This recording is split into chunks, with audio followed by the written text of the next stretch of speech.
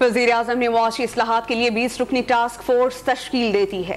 مزید جانتے ہیں ڈان نیوز اسلام آباد کے چیف رپورٹر ثناء اللہ خان سے۔ ثناء اللہ بتائے گا جو اعلامیہ جاری کیا گیا ہے اس اعلامیہ میں کیا تحریر ہے؟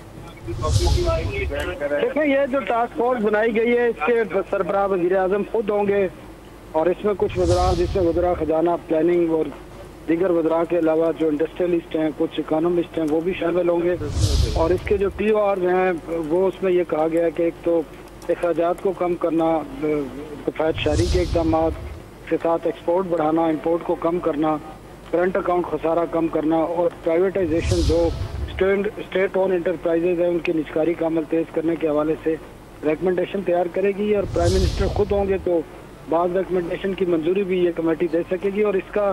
ہر ہفتے ایک اجلاس لازمی ہوگا، یہ جو نوٹیفیکیشن جاری کیا گیا اس میں بتایا گیا ہے۔ جی ثناء اللہ بہت شکریہ آپ کا۔